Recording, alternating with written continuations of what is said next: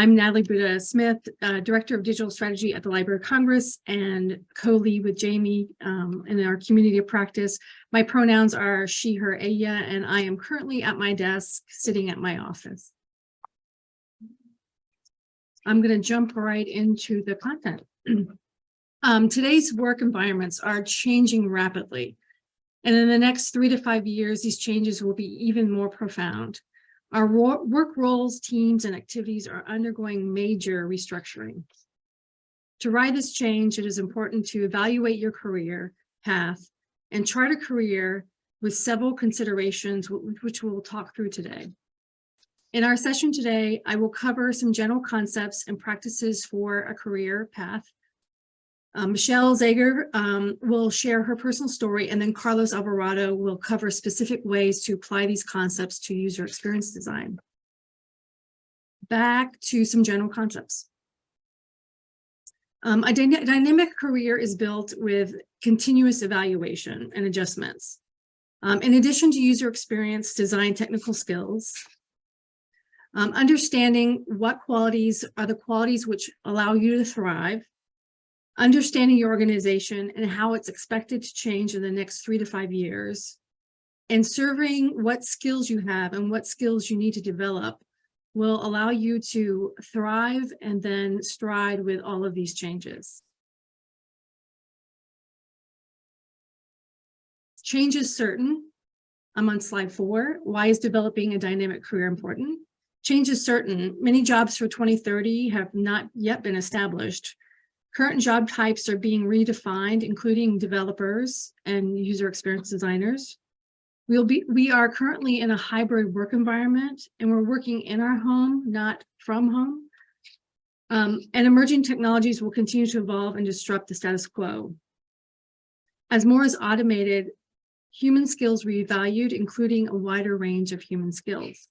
These are some of the reasons why developing a dynamic career is important. So what we thought we'd do next is actually poll the audience, poll those of you here, and to see how many career changes have you already made. I'm on slide 5. How many career changes have you already made? And there'll be a poll that will pop up.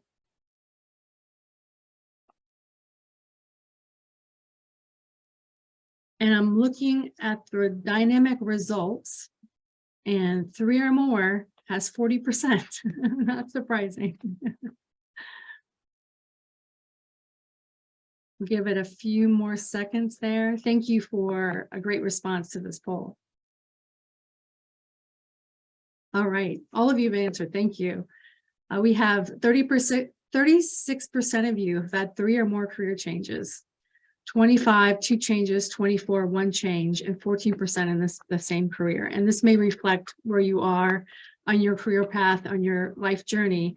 But this is very common where people are changing careers more often than they did in decades past. All right, we're going to move to the next poll. We have one more question for you. And that is, what career stage are you in currently?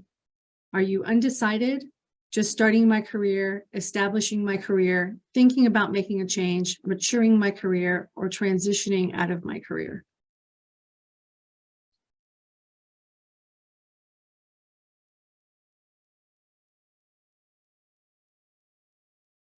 All right.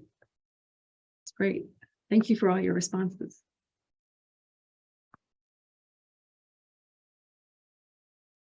All right, looks like we've closed. And the number 1 is maturing my career. That's great. 15% thinking about making a change, 14% establishing my career, tie for 7% just starting and transitioning out of my career, and then 2 undecided on my career path. Thank you for that. That gives us an idea of who's here.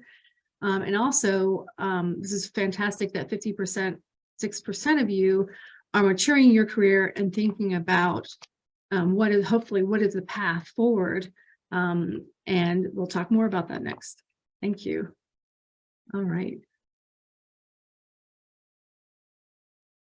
Okay, on slide 7, and make sure that everyone can see that slide. That's Great, thank you. Okay. As you saw in the poll results, many of you have made several changes, career changes already. And even if you have stayed in UX for most of your career, the UX field itself will change in ways that are similar to making dramatic career changes. On slide 8.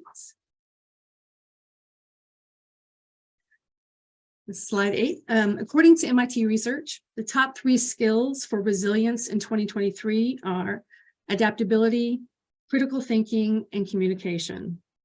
These skills will be important also throughout the next 3 to 5 years. Adaptability is important to navigate ambiguity and be responsive to change. Critical thinking for solving complex problems that can't be addressed with automation, and communication. In virtual environments, communication and building relationships online, building trust is more important than ever. This type of trust is predictive trust, and it is essential in teams. It takes more communication nowadays in our virtual environments than before. These 3 skills are highly durable and cannot be automated right now. Slide 9. In conjunction with these 3 skills, MIT has a great model. It's called the Human Skills Matrix, and I'll go into that into the next slide. But part of that matrix is thinking about your career path when it comes to 4 specific literacies.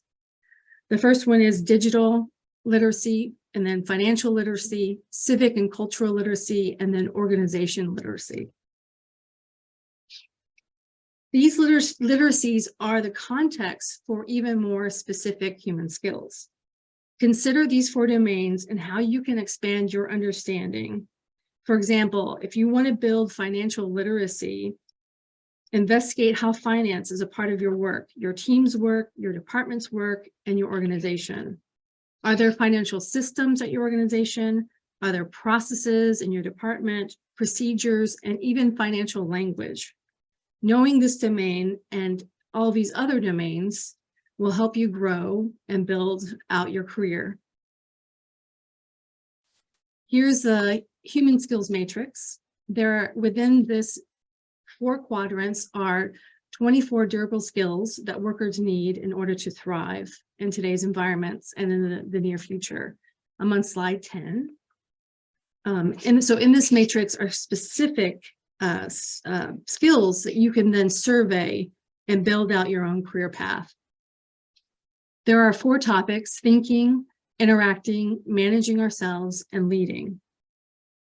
When you're plotting your path, consider which skills do you already have, which skills do you want to improve, and which skills do you want to learn more. For example, under leading, there's a skill of strategic vision. Those who practice UX or have practiced user experience design have really good practice at exercising strategic visioning or strategic vision, often because we're often building for a near future. This can give you a leg up in today's quickly changing environment, because we've practiced and we continuously practice what's it going to be like in the next 3 to 5 years. So that is a skill that's most likely already on your career path. And then you can branch out from that specific skills and build more in that leading category. I'm on slide 11. Earlier I mentioned understanding where your organization is headed as well. Here are some places to look in order to build out your career map or your career chart. So if you're taking a look at your organization and seeing where they are headed, or seeing where the federal government is headed, you can then start to map skills that either you have, you want to build, or you look forward to learning, along with the ways that your organization or the federal government is changing.